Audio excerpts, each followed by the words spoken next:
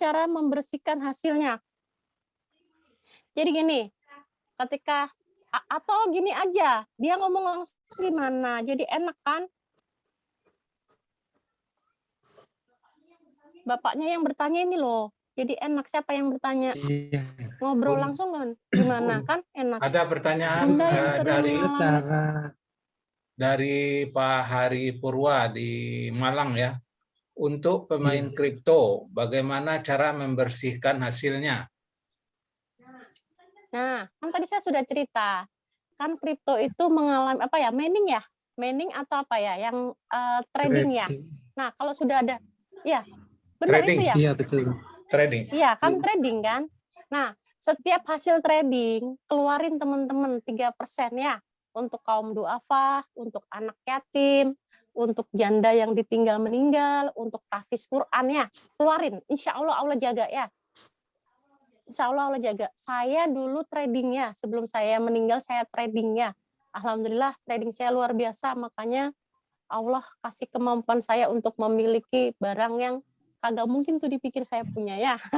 Tapi kata Allah, ketika kamu zakat, sedekah, jangan takut. Justru kamu kaya, lebih kaya dari apapun. Barakallah. Ini Sebelum sholat tahajud. Dari Sultan Dino yang di Medan, Bunda, saya sering mengalami scam dalam bisnis. Dan sering sekali mereka menuntut uang kembali. Apakah itu bisa dikatakan hutang terhadap mereka, padahal kita juga sama-sama korban? Alhamdulillah ya pertanyaannya ya. Ketika sebuah bisnis, makanya sebuah bisnis itu kan ada resiko ya. Kalau resikonya tinggi pasti hasilnya tinggi. Kalau resikonya rendah ya hasilnya rata-rata ya. Namun di sini ketika kita mengajak orang, yang pertama kali kita mengajak orang, niatkan dalam hati kita. Allah yang tahu, Rasulullah yang tahu ya, diri kita yang tahu, kagak perlu orang lain tahu. Niatkan berbagi manfaat. Teman-teman, bapak-bapak bisa ngelihat di YouTube saya. Setiap saya presentasi, kita niatkan berbagi manfaat ya. Dan yang kedua, kagak mikir keuntungan dulu ya. Ketika hasil pertama kali ataupun hasil setiap kali, boleh tanya sama suami saya. Setiap memberikan uang, saya selalu mengeluarkan karena kagak mau sakit.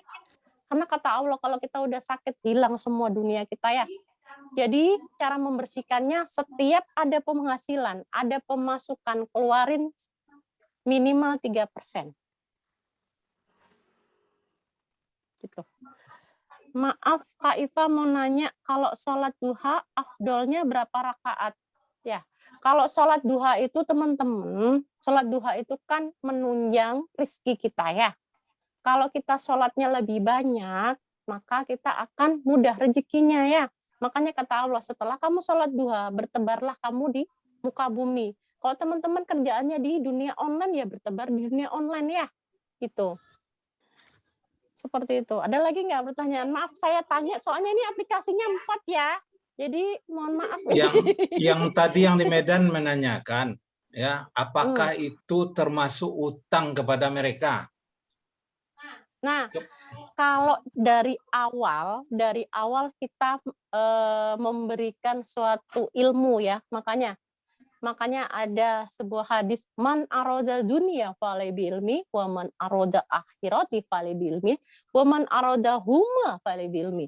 Maka ketika kamu ingin menguasai dunia, wajib dengan ilmu. Ketika kamu ingin menguasai akhirat, wajib dengan ilmu. Ketika kamu ingin menguasai dua-duanya, wajib dengan ilmu. Nah, ilmu itu sangat penting. Kenapa? Karena untuk bisa kita mengatur atau menjadikan diri kita menjadi baik ya. Kagak perlu dianggap orang baik, tapi diri kita baik gitu ya. Nah, ketika teman-teman nih ngajak bisnis teman lain nih ya kan, yang pertama tadi niatnya berbagi manfaat. Terus yang kedua, teman-teman harus jelasin, ini bisnis ya. Kita sama-sama bisnis ya. Kita tahu resikonya nih, dan kita tahu keuntungannya nih, ya kan? Kalau sampai dalam bisnis ini ada resiko, berarti kita harus tanggung sama-sama, ya. Intinya ijab kabul pertamanya gitu. Tapi kalau teman-teman janji, udahlah, kamu ikut sama saya, ya. Mohon maaf lahir batin nih ya, ikut sama saya. Masa sih kagak percaya ini bisnis gitu. Kalau orang sudah bilang, masa kagak percaya ini bisnis, berarti mendahului Allah ya. Teman-teman harus paham. Allah kagak suka di dua ini ya. Tapi kalau teman-teman bilang, ayo kita sama-sama bisnis yuk. Ini mudah-mudahan peluang bagi kita. Ini rezeki dari Allah. Teman-teman kagak janji nih. Tapi kalau teman-teman janji, ikut aku bisnis nah. Ini bisnisnya bagus. Nanti kalau misalnya kagak bagus nih, nanti aku balikin. Berarti teman-teman hutang. Jatuhnya teman-teman hutang ya. Tapi kalau teman-teman ngomong kayak tadi, yuk kita sama-sama yuk. Kita risiko tanggung sama-sama, kita untung sama-sama, itu kagak ada hutang. Tapi kalau ada ucapan ijab qabul, masa sih kagak percaya bisnis ini, nanti aku ganti dah. Itu hutang. Jatuhnya hutang. Ya. Orang hutang itu ngeri. Astagfirullahaladzim. Ya. Gitu. Gimana penjelasannya? Makasih Bu Ustazah. Cukup sudah. Alhamdulillah. Ya, itu salat duha gitu ya. Gimana? Ada pertanyaan lagi? Sementara belum ada. Sementara belum ya. Saya jawab pertanyaan di sebelah ya. Kaifah, apakah rezeki suami seret ketika seorang suami kagak jujur? Iya, benar. Ya, ridho kita ada pada suami, tapi rezekinya suami, berkah suami ada pada kita ya. Benar tuh, benar. Jadi gini teman-teman ya, kita memang harus taat nih. Kewajiban kita sebagai istri itu kan pertama taat dan mendoakan ya. Nah, semakin suami memuliakan istri ya, suami benar-benar berperilaku solih, pasti rezekinya lancar ya. Karena di balik suami yang soleh pasti ada istri yang soleha ya. Masya Allah. Gimana caranya Kak Ifah? Kalau kita bisnis bangkrut, astagfirullahaladzim. Kagak ada bisnis bangkrut, diri kita sendiri yang bikin bangkrut ya. Sekarang gini nih, teman-teman bisnis nih ya kan. Nah, yang pertama ketika teman-teman usaha, ya kan, hasil nih pertama kali. Kak Iva tanya nih ya. Kak Haji mau nanya, ya sebentar jawab dulu satu ya. Nah, yang pertama ketika hasil teman-teman ingat siapa? Ingat Allah apa ingat kebutuhan? Saya tanya. Kalau teman-teman ini, alhamdulillah nih hasil trading nih. Masya Allah, tabarakallah. Teman-teman, oh iya ya, aku keluarin dulu ya 3%. The best. Berarti teman-teman ingat akhirat. Kata Allah, siapapun yang ingat akhirat, pasti dunianya tercukupi. Tapi kalau teman-teman, ih hasil ini, beli mobil, astagfirullahaladzim. Itu urusannya dunia, makanya akhiratnya kagak ada. Astagfirullahaladzim, gitu ya. Jadi yang bikin bangkrut bukan Allah, tapi diri kita ya. Allah sudah kasih nih, Allah sudah kasih jalan nih, udah bener nih. Ketika hasil kita lupa, astagfirullahaladzim, kagak boleh kayak gitu. Iya Kaifah, aku lupa, astagfirullah. Bener kan? Jawabannya bener kan? Teman-teman, ini Kaifah lagi di Zoom ini. Tapi disuruh sama suami menjelaskan sama-sama. Ini ada Pak Heri, mohon maaf ya batin ya Pak, kalau kagak nyambung nih ya Pak Rahmat ya. Jadi gimana ya, memang saya beginilah orangnya, saya belak-belakan ya. Kalau benar saya katakan benar, kalau salah saya katakan salah ya. Saya tinggal di Balikpapan itu tahun 2000, kagak ada saudara, kagak ada orang tua, kagak ada yang saya kenal satupun. Karena kami orang Palestina, ketika kami ingin tahu asam, manis, pahit, getir, gurihnya kehidupan, kita harus keluar dari lingkungan zona nyaman, ke lingkungan keluarga, saudara, teman. Jadi saya terbang ke Balikpapan, itu kagak ada saudara sama sekali. Dan saya hidup di Balikpapan. Dan alhamdulillah, karena berpedoman Al-Quran dan Sunnah sampai sekarang saya selamat. Intinya seperti itu ya. Assalamualaikum, mau tanya, kalau saudara kita udah melukai hati, apa yang harus kita maafkan? Harus dimaafin ya. Kagak boleh dendam ya. Ciri-ciri orang baik, ciri-ciri. Gini teman-teman, wajah ini memancarkan diri kita. Kalau kita ada dendam, wajah kita naudzubillah summa naudzubillah min dzalik ya, gelap gitu loh. Kagak berarti nih, filter kagak berarti nih ya. Beneran dah. Nih, Kak Iva coba pakai filter, bagus mana sama nggak filter? bagus kagak filter, bener kan? Nah, teman-teman, kenapa ya orang beranggapan aku pakai skincare nih, aku pakai ini nih. Tapi coba teman-teman bandingin ya, orang yang selalu menjaga air wudhu ya, orang yang selalu kagak ada rasa dendam, kagak ada rasa sakit hati. Marah boleh, kata Allah, marah boleh ya. Kalau istri marah sama suami gini, kasih tahu ya. Kita lagi marah nih sama suami nih ya. Ini bapak-bapak mau denger kagak ini? Iya, kita marah nih sama suami, marah sama istri nih ya kan. Tapi kalau suami mungkin masih bisa nahan, kalau istri kagak nih, gitu ya, marah gitu. Nah, kita sebagai seorang istri, yang pertama kita lakukan, ambil air wudhu, ya. Ambil air wudhu, habis itu kita sholat tobat 2 rakaat, ya. Habis sholat tobat 2 rakaat, masih rasa sakit ada, sholat lagi tobat, ya. Nah, habis itu kita baca istighfar. Baru ngomong sama Allah, ngadu kita sama Allah. Ya Allah, rasa sayang ini, rasa cinta ini berasal dari Engkau ya Allah. Suamiku nyakitin banget nih ya Allah, aku kembalikan dah rasa ini. Baru inget kebaikan pasangan kita ya. Kagak boleh inget masa lalunya, kagak boleh inget jelek-jeleknya ya. Kalau kita inget jeleknya, dendam. Tapi inget, pertama kali kita ketemu gimana, pertama kali kita menikah gimana, bagaimana kita makan sama-sama, inget kebaikannya ya. Dijamin kagak ada tuh rasa marah. Yang ada apa? Rasa kangen balik. Pengalaman Kak Iva ini. Astagfirullahaladzim. Umi, seumpama setiap hari dapat belanja dari suami 70.000, apakah setiap hari harus mengeluarkan sedekah? Kalau Kak Iva ya, Umi ya, di sini manggilnya Umi, Kak Iva, Kak Haji, Syarifah. Manggilnya banyak, beraneka ragam. Teman-teman ya, kalau kata Allah ya, kalau kamu pengen berbeda dari hambaku, maka lakukan kebaikan yang membuat aku cemburu. Ya, Kak Iva itu ditinggal meninggal sama papa umur 7 tahun. Papa meninggal di Masjid Nabawi selesai naik haji. Jadi Kak Iva balik, dikatakan balik itu Kak Iva umur 7 tahun ya teman-teman. Kak Iva juga nggak tahu apa maksud Allah, kagak tahu ya. Jadi umur 7 tahun Kak Iva udah balik, udah haid. Nah, setelah haid bersih, almarhum papa itu ngajak Kak Iva naik haji. Kak, udah selesai. Kalau udah selesai, yuk kita ke Baitullah ya. Kami selalu nyebutnya ke Baitullah ya. Ke Baitullah. Nah, kita pergi ke Baitullah. Selesai proses haji, papa kagak mau pulang nih. Memang cita-citanya meninggal di Masjid Nabawi ya, gitu. Nah, di Masjid Nabawi itu kagak boleh ada perempuan masuk ya teman-teman. Kagak boleh ada perempuan masuk. Pada saat itu, karena papa kagak keluar-keluar nih ya kan, tapi sebelum meninggal, beliau berpesan. Jadilah seorang muslimah cantik soleha, berani, benar, jujur, istiqomah, amanah.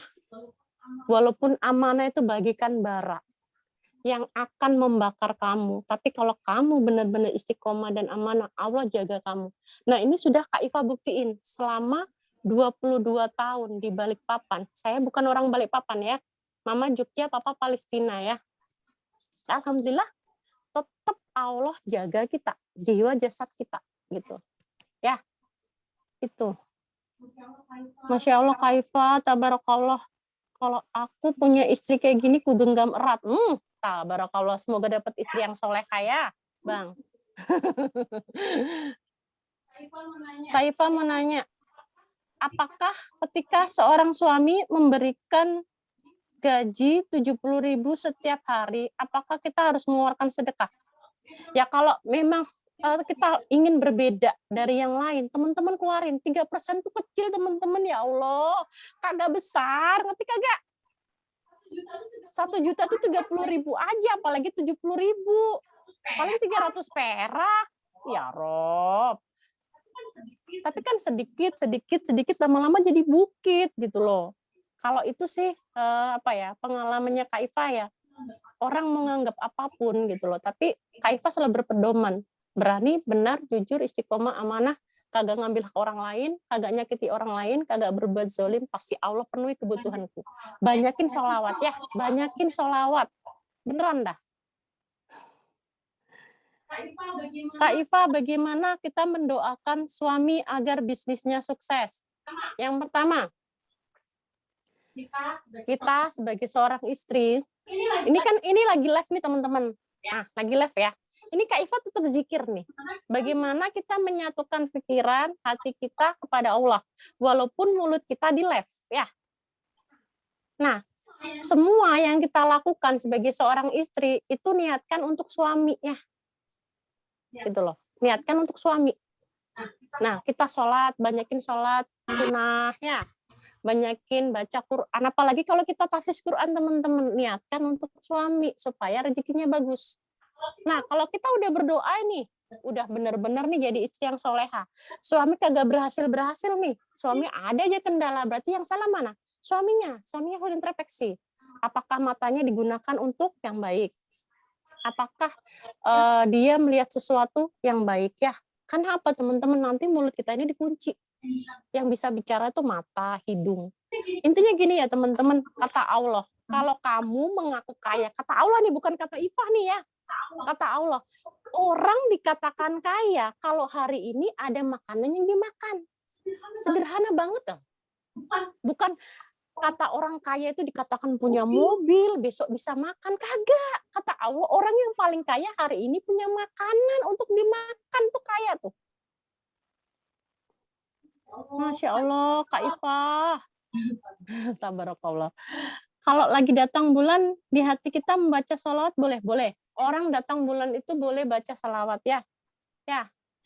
Yang kagak boleh baca Al-Quran. Kecuali dia seorang guru ya. Dia memang tahfiz Quran ya. Dia menghafal, mengajarkan ilmu untuk murid-muridnya. Boleh ya. Gitu. Kak Ifah, bagaimana pembacaan ayat kursi? Ayat kursi kagak boleh dibaca di kamar mandi ya. Ayat kursi kagak boleh dibaca sama orang yang haid. Ayat kursi kagak boleh dibaca sambil ngantuk, kagak boleh ya. Yang keempat, ayat kursi kagak boleh dibaca di sujud sahwi ya, kagak boleh. Masya Allah, udah cantik, pinter. Istrinya siapa? Masya Allah, tabarakallah. Apa sudah di Zoom yang ini banyak pertanyaan? Bapak-bapaknya gimana ini? Masih mau denger atau gimana? Soalnya ini pertanyaannya luar biasa. Kagak berhenti nih. Bapak Heri gimana? Pak Rahmat? Apa nih? Pak Sultan? Nyimak Bu, Pak Didi. nyimak. Takutnya nanti bosen. Nyimak. Barakallah. Semoga bermanfaat ya. Kak Ifah. Perempuan. Bukan, ini semua si Arya. Kalau kita kagak bisa baca Quran nih, tapi kita mau belajar, tapi usia tua gimana? Teman-teman, kita yang sudah tahu ilmu nih, kagak mau ngajarin, dosa ya. Makanya kata Allah, adab itu lebih tinggi dari ilmu ya. Orang kuliah tinggi nih, orang punya tahfiz Quran nih, orang punya pendidikan nih, punya ilmu, kagak diamalin, itu ilmu tumpul ya. Makanya kata Allah, kenapa adab lebih tinggi? Karena orang yang beradab pasti ilmunya berkah. Tapi orang yang berilmu kagak beradab, ilmunya kagak ada apa-apa ya. Naudzubillah summa, naudzubillah min dzalik. Gimana kabarnya? Alhamdulillah sehat, barakallah. Kaifa tinggal di mana? Balikpapan, Kalimantan Timur. Boleh nggak sekali-kali isi tauziah supaya ibu-ibu sosialita di sini sadar? Astagfirullahaladzim. Sadar kenapa? Kagak boleh kayak gitu ya. Teman-teman, kalau kita itu mampu mengkaji diri kita, kagak mampu itu ngelihat kekurangan orang, itulah keberuntungan kita ya. Tapi kalau dari kita bangun tidur nih, sampai kita mau tutup mata nih, cuma bisanya nilai orang nih, astagfirullah. Kita tuh termasuk orang yang sangat-sangat merugi ya. Beneran dah. Kita bangun tidur nih. Yang pertama teman-teman, bangun tidur itu ucapkan alhamdulillahirabbil alamin ya kan. Pegang bagian dada sebelah kanan. Nah, ucapkan terima kasih. Nah, hadiahi Al-Fatihah ya. Hadiahi Al-Fatihah. Ucapin makasih ya, engkau telah menjadikan diriku kuat. Engkau telah menjadikan aku kuat ya. Dan selalu berpedoman sama Al-Quran dan Sunnah gitu ya. Terus habis itu teman-teman minum air hangat. Kenapa? Teman-teman minum air hangat, daya imun teman-teman itu menjadi kuat ya. Kalau bisa sebelum sholat subuh sebenarnya mandi ya. Atau mandi sebelum sholat tahajud itu bagus banget teman-teman ya. Walaupun dinginnya luar biasa tapi daya imun kita sehat. Kak Iva, alhamdulillah kemarin mama saya masuk di lab Kak Iva. Selama 8 tahun beliau memiliki sakit telinga yang dokter aja kagak bisa nyembuhin. Tapi alhamdulillah Kak Iva 15 menit udah sembuh total. Bukan karena saya ya, semua karena Allah ya. Kalau udah sembuh dari sakit, teman-teman sedekah ya. Sedekah kepada orang yang berhak. Bukan karena saya ya, karena Allah ya. Walaupun 8 tahun kagak sembuh dan masuk ke labnya Kak Iva atas rohim Allah sembuh. Itu semua Allah ya. Kak Iva cuma menjaga amanah ya. Alhamdulillah. Keluarin sedekah ya. Keluarin sedekah kepada yang berhak menerima sedekah ya. Alhamdulillah, terima kasih Kak Iva. Mamaku sembuh total. Sampai dokter bertanya, sembuhnya karena apa? Bilang aja karena Allah. Jangan bilang karena Kak Iva ya. Karena Allah ya. Kagak boleh ya kita ngaku diri kita ya. Makasih Kak, rumahku selamat dari fitnah. Rumahku selamat dari fitnah. Maksudnya apa? Kemarin Kak Iva bantu doa, terus siram air. Alhamdulillah lepas dari santet. Allah ya. Maaf ya Bapak-Bapak, alhamdulillah kemarin itu banyak yang masuk di lab saya. Dan alhamdulillah Allah memberikan kelebihan, Allah menitipkan amanah untuk menyembuhkan pasien-pasien di 13 aplikasi, baik penyakit medis maupun non-medis ya. Nah, ini pada mengucapin rasa syukur semua ya. Makasih Kak Iva, alhamdulillah suamiku sudah tobat habis nonton siaran Kak Iva. Barokallah, semua karena Allah ya. Intinya taufik hidayah itu harus dikejar ya. Kalau orang mau mendapatkan hidayah dan taufik itu harus dikejar ya. Kagak boleh diem-diem ya. Taufik